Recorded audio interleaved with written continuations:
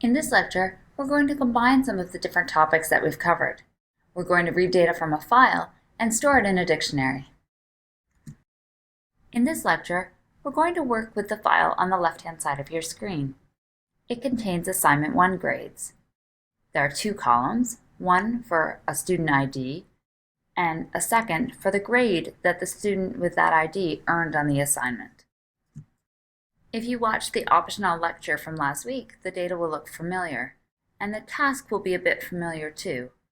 But this time we're working with dictionaries rather than with lists. We're going to write the function readGrades. It has one parameter, which is a file that has been opened for reading. That file will start with a header that contains no blank lines, followed by a blank line, and then the lines of the file with the student number and the grade.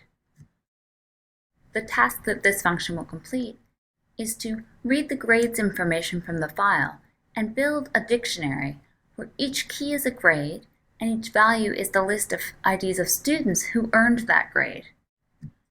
For example, for the grade 77.5 for that key, there will be a list containing student ID 0052 and student ID 1311 because those two student IDs earned that grade. There may be other students as well later in the file who will appear in the values list for that key 77.5. To implement this function, we need to perform two main tasks. The first is we need to skip over the header.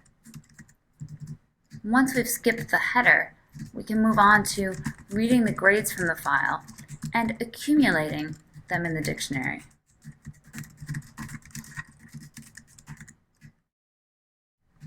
We'll begin by skipping the header. We have four ways to read from a file, and since we're only processing part of the file, we're going to use the read line approach. So we'll start by reading one line of the file, and we want to keep reading the lines of the header until we reach the blank line. A blank line isn't truly blank, it contains the new line character.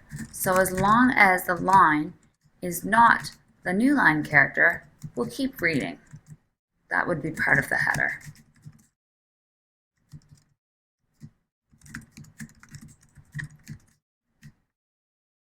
Once the header has been skipped, we can move on to accumulating the grades into a dictionary. The accumulator I'll use is grade2IDs, and it will initially be empty. We need to read the next line of the file. We can do that using readLine. And we want to keep reading lines of the file until the end of the file is reached. That would mean that the line would be empty, so we want to continue reading as long as line is not equal to the empty string. Once we've read a line, we need to extract the student ID and the grade. The student IDs are all 4 characters, so we'll use that information. Student ID will be a slice of the line. We'll get the line from the beginning up to the 4th character. So that will give us a string containing the 4 digits of the student ID. The grade is going to be what comes after that, although there are a couple of spaces before the grade, and there's a new line character after the grade. So what we can do is we can take the rest of the line and strip out the white space that comes before and after it. So the grade will be a slice from index 4 to the end of the line, but we'll strip off the white space for the grade. We aren't quite done working with grade yet.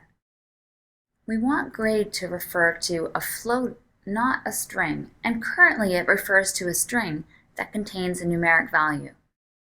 We're going to apply float to that string to get back a floating point number. Now that we have the grade and student ID, we need to add them to the dictionary. There are 2 scenarios to consider. One is that the grade is not yet a key in the dictionary, and the other is the case where grade is already a key in the dictionary. We'll consider these 2 cases separately. We'll start with the case where the grade is not yet a key in the dictionary. So if grade is not in grade2IDs. In that case, we need to add it for the first time. we can access grade to IDs and set grade as a key, assigning to it the value, which is the student ID. Student ID is just a string though, and the value associated with the key for this dictionary needs to be a list of strings. So we need to put student ID in a list. We can use the square brackets to do so. The second case is the case where grade is already a key in the dictionary. So if that if condition is false, we need to do something different because grade already is a key. Because it's a key already, there already is a value associated with it, and that value is a list of strings. We want to add student ID to the list of strings. So we need to access that list of strings, and we can do that by looking at the dictionary and looking up the value associated with the key grade. This gives us a list of strings, and to it we can append the student ID. So in this case, we don't need to make a new list. We're just going to add student ID to the existing list.